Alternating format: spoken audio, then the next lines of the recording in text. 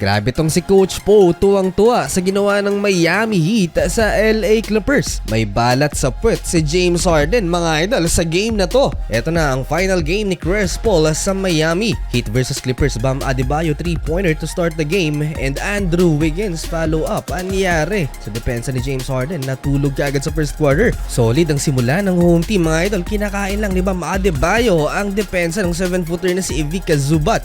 At napaka-aggressive naman ni Andrew Wiggins. 7 early points for Andrew Wiggins. Bam Adebayo, another 3-point basket. Na-surprise si Ivica Zubac, nakababa na naman sa depensa. Halfway, napabilib si Coach Po at todo palakpak mga idol sa hustle na ginawa ng Miami Heat. Na-deflect ni Kawhi Leonard ang pasang to ni Bam Adebayo. 50-50 ball. Agawan ng bola, pinagtulungan si Kawhi Leonard na 8 seconds violation nga lang ang Miami Heat. Pero tuwang-tuwa si Coach Po sa energy nila. Umabot ng 9 points ang lamang ng Miami Heat pero naibabaya ng LA Clippers dahil sa pag-takeover sa ilalim ni Ivica Zubac. Last 2 minutes, 10-0 run ng Miami Heat. Lobo sa 11 points ang lamang ng home team. End of first quarter, 35-24. Start of second quarter, Tyler Hero to beat the shot clock from the parking lot sa harap ni Kawhi Leonard. As much as 14 points ang naging lamang ng Miami Heat dito sa second quarter pero nang mapa-takeover si Kawhi Leonard hindi lang sa opensa dahil problema din sa depensa ng Miami Heat si Kawhi. Kakabahan talaga ang opposing team pag mapa-take over si Kawhi Leonard kahit nasa upuan si James Harden. Sayang yung momentum na binuo ni Kawhi Leonard dahil hindi nagtuloy-tuloy nang ipinasok ulit ang ilan sa starters ng Clippers.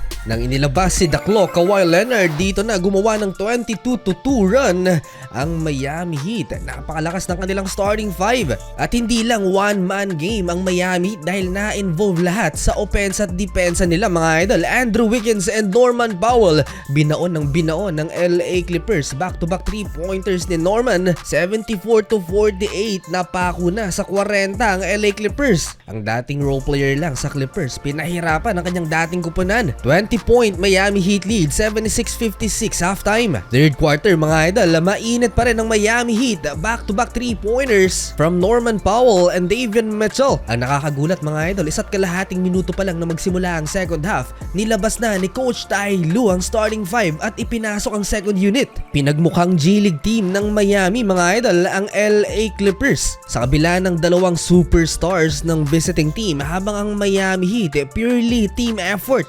Watching it and taking it away. Did you see that?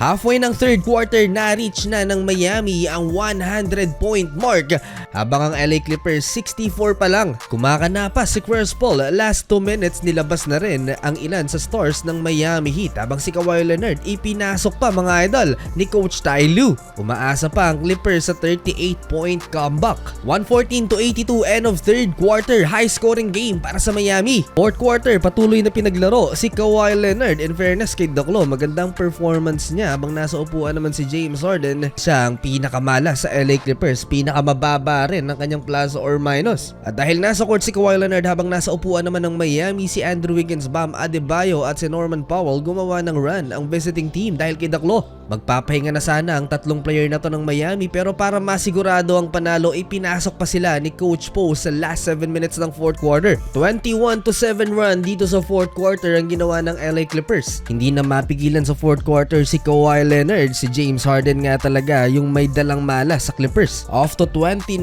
points and counting si Kawhi Leonard with 5-minute mark ng fourth quarter. Napakalupit na galawan ni Daklo. Sayang yung effort ni Kawhi Leonard. Last 3 minutes, 15 pa hinahabol ng LA Clippers at hindi na yan nahabol ng visiting team. Nakaligtas ang Miami Heat sa late takeover ni Kawhi Leonard. Kulang ang 30-point game ni Kawhi Leonard para makambak ang Miami. Panalo mga idol ang home team.